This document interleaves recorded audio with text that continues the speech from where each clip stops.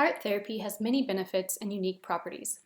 Some improvements that are commonly cited are its ability to reduce anxiety and depression, improve communication, reduce stress, build focus and discipline, improve awareness of self and others, while developing positive emotions, self-worth, and self-esteem. Put simply, art therapy can help people relax, let go, and coexist. But one of the most significant benefits of art therapy is its ability to assist in the retrieval and processing of undigested trauma memories so that people can begin to recover from a traumatic event or upbringing.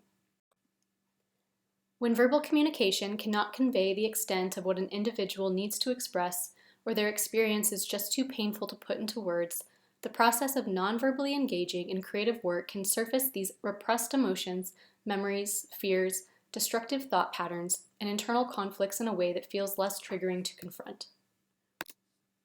By externalizing the unconscious and visually creating or experiencing their narrative, people can begin to process, make known, and heal their trauma. They can take something that is wreaking havoc on their insides and through the creative process, place it squarely in front of them to be more comprehensively examined and understood.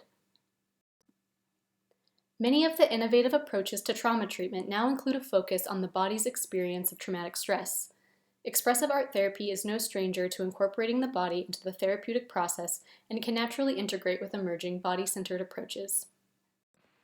An example of this occurring is the development of sensorimotor art therapy, a fairly new form of expressive art therapy that utilizes the same body-centered approach to trauma treatment as its predecessor, sensorimotor psychotherapy.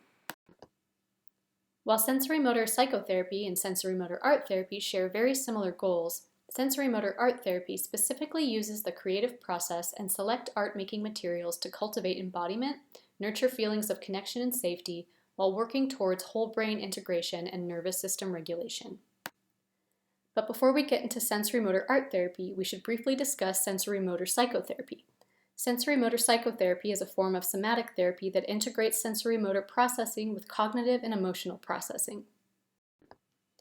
Recent neuroscience research shows us that trauma needs to be healed through the body rather than through cognitive processing alone. This is because trauma responses are predominantly physiological and need to be worked through and undone using the body. Through using the body as an entry point to process implicit trauma memories, sensorimotor psychotherapy directly engages with the lingering effects of trauma that remain stuck in the body, particularly the nervous system. The body encodes legacies of trauma and insecure attachment dynamics as habitual repeated movements and postures that reflect the body's continued immersion in past events. Working with the physical embodiment of trauma symptoms, such as chronic pain or anxiety, can aid in broader therapeutic outcomes that include cognitive and emotional elements. Ultimately, this form of therapy acknowledges that trauma can have lasting effects on the body which go on to manifest as distressing physical symptoms and maladaptive behaviors. By addressing the physical as well as the psychological effects of adverse experiences on the mind and body, sensorimotor psychotherapy supports a deep, effective, and unified approach to trauma therapy.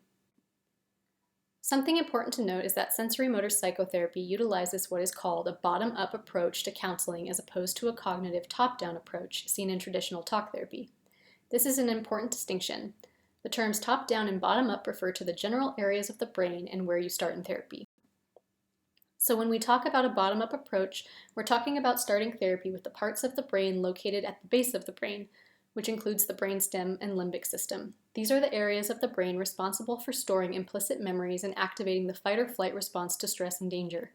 Bottom-up therapy is effective in trauma therapy because it helps retrieve implicit trauma memories and directly addresses the trauma response in the body. Top-down therapy utilizes the uppermost areas of the brain associated with logic, speaking, and rational decision-making. One of the limitations of a top-down approach in trauma therapy is that it focuses heavily on the rational brain. A logic-first approach can be less effective in trauma therapy because the trauma response deactivates these higher mind areas while activating the lower areas of the brain that come online during a stress response. A top-down approach can become challenging in session when a client can't be reasoned with or when they are experiencing uncontrollable thoughts, emotions, and bodily sensations that defy logic.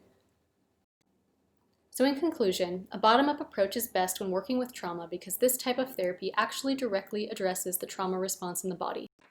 Now that we understand the intent of sensorimotor psychotherapy and the bottom-up approach to trauma, we can better understand the aims of sensorimotor art therapy.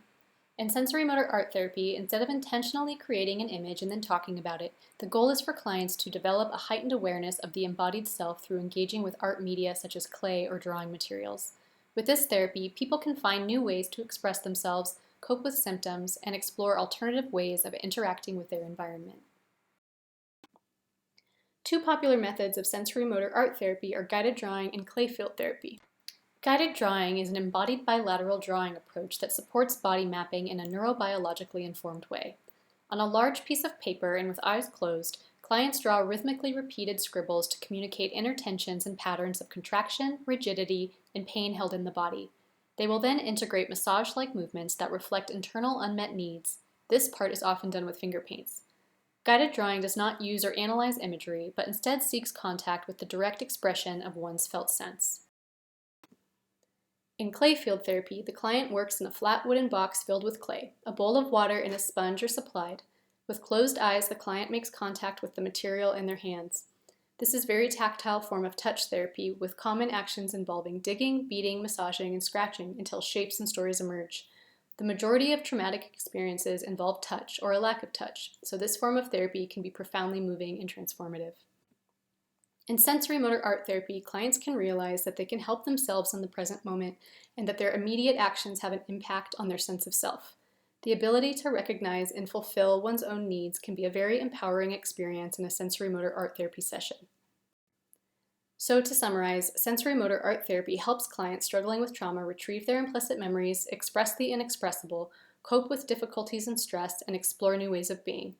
All of this facilitates a process of recovery that encourages healing individuals from the inside out. So that concludes my presentation. Thank you so much for listening.